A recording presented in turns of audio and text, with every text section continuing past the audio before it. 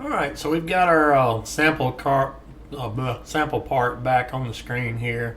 Let's go through some of the other menu options like we have under our favorites menu.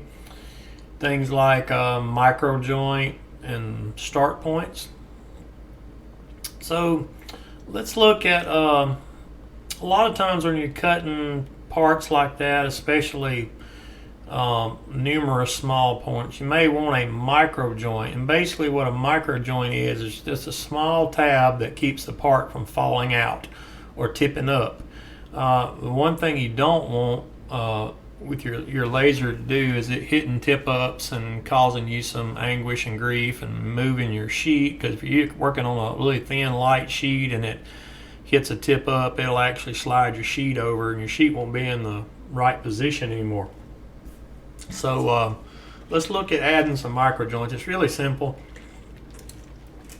So we have our part selected here. What you want to do here is just come up here and select on micro joint, and I have it set at 0.025, which I was using for some aluminum. It actually works really well. So you'll just click OK, and you'll come here and you see your little your square box here. Just click on that. There's a micro joint. If you want to add one here, there's another one. That arrow kind of gives you the center of that, like we talked about earlier, kind of gives you the center of your plate leg there. So now we have 4 micro joints.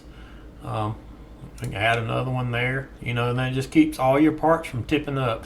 Now I will say this, you will have to play with the links on your micro joints, because some of them will fall out, some of them they'll be just too small.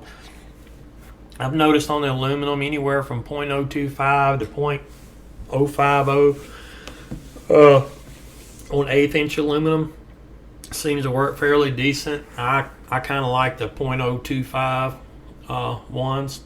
Now another thing that goes along with micro joints, the way this is set up currently, it'll pierce here, come around, it's going to cut this way, it's going to come to the micro joint, stop, the head will raise up, it'll move over, the head will come down, it'll pierce again, rinse, lather, and repeat over every micro joint right here until it finishes the cut. Now there's a way to do that. It'll start here, cut, and the laser will just cut on and cut off real quick and then keep going, and it never stops. The way you set that is you'll come up here to your layer on 0.125, and then where I think it's in your advanced feature here, you will select traceless micro joint. And like I said, what that does, it doesn't stop and re-pierce. Now if you don't have that selected and add micro joints, it's going to stop and raise up and go back down and re-pierce at every micro joint. Now there is an advantage to using that. I've found that it works better on some of the thinner aluminum pieces for sure. Like I cut some 032, and when you do this right here, it leaves a real bad mark on the aluminum plate. So I actually let it stop, raise the head, re-pierce, and do it again, and it seems to do a lot better for me that way. That's just a cool tidbit of information on the micro joint. So now, what if I decide, man, I don't want all these micro joints, they didn't work, I don't want them. Select the whole part, come over here to clear. On the down arrow, hit clear, and you have the option of clearing a lot of stuff on your print here. So it clears micro joints. So every micro joint you've got selected, when you hit clear, they're gone.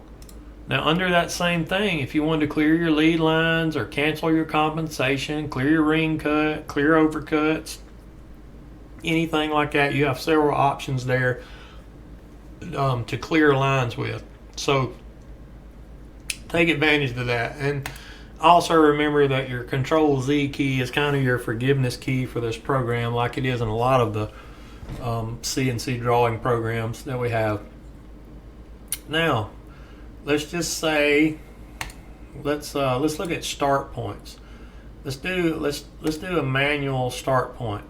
So if I come here and select it, we can just move that start point to anywhere we want.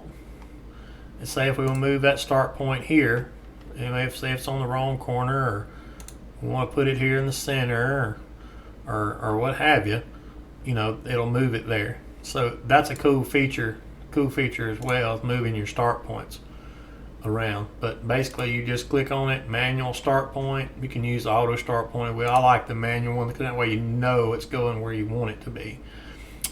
We've already looked at ring cut. Not sure what seal does. Cooling points. Me personally, I don't use the cooling points yet. I may run into something one day that I do use it for, and basically we'll play with it here and see if we can get it to work. So basically we select our outer perimeter and collect cooling point and do auto cooling point, and then you'll see here what'll happen is it'll pierce, and it will actually supposedly slow down.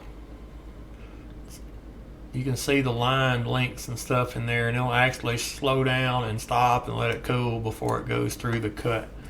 But like I said, I don't use it too much, me personally, but some people will, I'm sure. But I really haven't had the situation to where I've needed to be honest.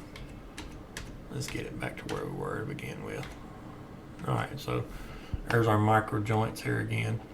And then if you add the micro joints or something like that, and you decide you want to keep them, of course you can go back up here and resave your file again and set all that in a saved file. That if you get a part that actually works the way you want, and you can save those as their NSP file, and it'll be there forever. But we're going to do we're going to select this, and then we're going to clear all of them, clear the micro joints. All right, so there's our part like we had it earlier. All right, let's we wrap this up, and let's go to a new section. Stay tuned.